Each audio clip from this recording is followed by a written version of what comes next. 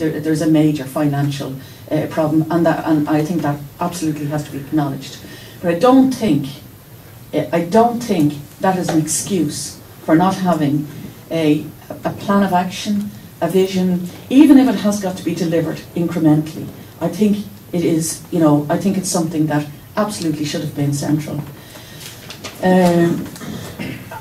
I'm convinced that in order to have meaningful Oireachtas reform, you have to have local government reform. At the moment, we have a poor system of local administration.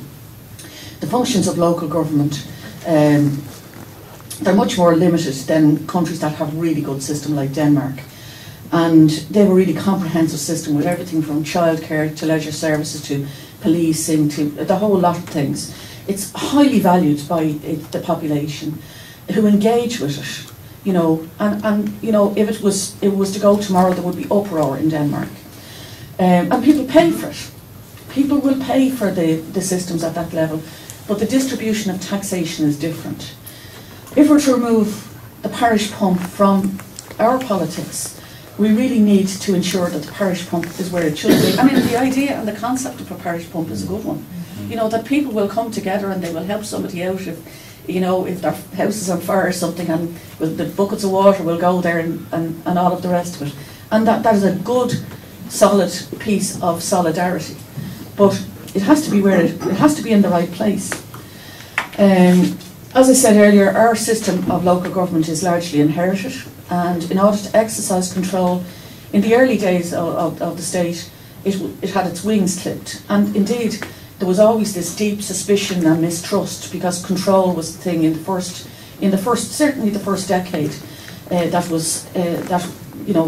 was a very difficult decade of the state when it was founded. But when you read the green paper that was produced by the last government on local government, it was surprisingly frank in relation to the relationship and the lack of trust, and that has continued over the decades, and it has inhibited renewal. And some of the stuff that I saw at local government level, I've got to say, couldn't stand over. And some of for example, the rezonings of land and all of the rest of it. It was all about who you knew and that kind of stuff. And very small numbers of us took a strategic view, and had a strategic view been taken, and had there been a different planning system, you actually wouldn't have had this bubble, because you couldn't have had it. So it actually is something that is of critical importance, that we don't make that same mistake again. As I say, we look at the origins of the system, we can see the origins of our local government system owe more to control than anything else, and this predates the state. Counties, for example, were created because the Crown needed to gain control. Prior to that, we had high kings, and we had small units of organisation. And as the counties were shared between the 12th and the 17th century, a sheriff was installed and the Crown gained control through that. And essentially, that is where we got our system from. It's out of control. It was out of a need to, or a desire for the Crown to control. If we're going to reform local government in a radical way, I don't know, should we be using the county system? And that's something that I've been saying, that I think it's a misfit. Well, for example, look at the north, and you have definitely got 6 counties. There's an identity around each and every individual one of those, and collectively. But it's not about how they administer. They have district councils, and obviously they have the executive. So it's possible. It's possible to actually dismantle the county system from the point of view of governance without interfering with the identity that has evolved over the centuries. Much of what is really unique about us as a people happens at a much lower level. There's excellent initiatives happening at community level. I can see them all the time. Our parish centre, if you, in the non-religious sense of the word, I could use that if there is such a, that's not a contradiction. If we look at things like, for example, the GAA, I know it has flaws, but it has been remarkably robust in terms of sustaining itself. But if you look at the basic unit there, the basic unit there is at parish or community level. If you look at the credit union movement, if you look at the like of the cooperative movement from the 19th century, there are things that are success stories that we can point to, and what we need to do is we need to try and find a way of capturing, you know, the kind of the volunteerism, the sense of social solidarity that is obvious at local level, and how we capture that and model that into our model of governance. And I believe we need to phase out the county system, because I think it's an impediment to doing that. I think there needs to be two tiers. One would be a large regional tier. I favour doing maybe three regional authorities around 3 big cities and designing it in that way, where the primary focus at that level would be delivering the hard systems like water, wastewater, transport and all of that, and a lower district council tier where the primary focus is place shaping, and that's really what we're good at. Obviously there has to be an interaction between both, but that changes the dynamic at national level by doing things and having an operational tier that can deliver. You change the dynamic further up, and I think you break a cycle as well, which I believe needs to be broken. The major programme of decentralisation would have to take place like at the moment.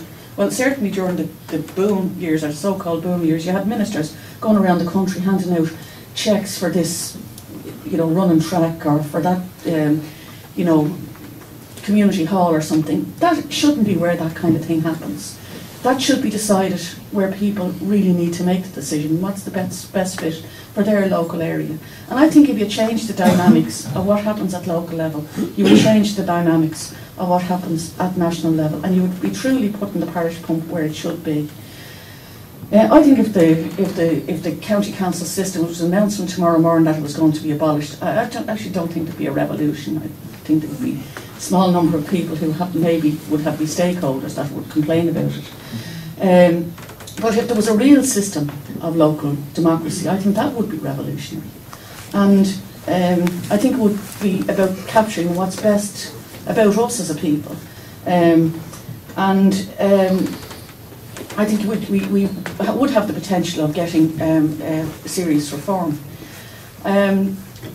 Just to finish off, one of the things that Maureen and myself have been for our sins, we've been nominated to the Constitutional Convention. And, well, don't clap. The Constitutional, we had, that's the one thing that I think that the technical group could actually put together we could put a critique, collectively a critique about, which we did, and we input into it, because it's very deficient. We could have an awful lot of discussion. What's going to be is there's going to be 30 or 33 politicians and 66 ordinary citizens who are picked off the electoral register, and they're going to go across the gender, age divide and all the rest of it. And we're going to deliberate on the things that are in the programme for government, and we're going to come up with a report. And there is no expectation, or there's no follow-through path for what we will do. So we could deliberate on these things, get the ideas, and deliver them to government. And there is no commitment to actually act on the things that this convention has done. So it's a kind of I mean, obviously we'll be trying to make sure that the things are followed through on, if they merit being followed through on. But it's the kind of thing that gives the expectation that something is being done. And I think it's a real missed opportunity, because I think where there have been constitutional conventions before, they have been much more inclusive in terms of civil society groups, in terms of human rights input and all of that, and that's going to be missing from this constitutional convention. And I think that there's real potential about this being a seriously good idea that's a missed opportunity. Just in order to say we have done this. It shouldn't be about that. It has to be much more substantial. It must have real meaning, and it must really have an output that is going to be delivered in terms of amendments to the Constitution, or else it's going to be another one of these exercises in gathering information but actually doing very little with it. As I say, I had to drift a little bit here because the headline I was to deal with was about the government's reform programme. I really want to see a reform programme. I'm ambitious about seeing a reform programme, and I'm disappointed about not seeing a reform programme. But I don't have any expectation that a reform programme is going to come from any government. I think it's going to have to come from people themselves. And I think that there's going to be things that are going to end up being kind of in the area of conflict that are going to drive that. I personally think that, for example, the issue of property tax is going to be one of the things that will be a defining issue in relation to local government, and the absence of local government, and that will feed into obviously a political response in terms of how we design our systems. But it really does take. I think it's going to be about not being passive. It's going to be about being active, and not about having an expectation that it's going to change for us. We're going to have to be the ones that roll up our sleeves and actually do a little bit of the reforming from outside rather than from within the political system. Thank you. Thank you very much, Catherine. Just on the Constitutional Convention, when we were debating it, I think we were both making similar points about it being top-heavy with elected public reps proportionately, the way in which the topics were quite limiting, and that it wasn't going a bit further when looking at equality and particular rights. And I know one of the things that I was particularly didn't like was the age balance or imbalance. And having been a teacher of teenagers, I know how we have a fantastic younger generation who are extremely articulate, who are passionate about their country, and their voice is not included on the convention as such. I know I was told they can email in, but I thought that was a missed opportunity of having that younger voice there. I had a year and a half in the previous government, and it was very striking having sat there and looked at this sea of Fianna Fáil for that year and a half, and then to come in to the recent Dáil that we're members of, and to just see that whole decimation. So I know that there was a great appetite for reform when we came in. At least I got that sense in the first week, and I didn't doubt Enda Kenny when he said that this is what he was up for. But I think what we see is a very powerful system that dominates, which it shouldn't, because it should be, to me, people directing the system rather than the other way around. And I think what Catherine was saying there, I mean, one of the lines I took from it was the appetite for reform, but that we've, the squandering of that opportunity for reform.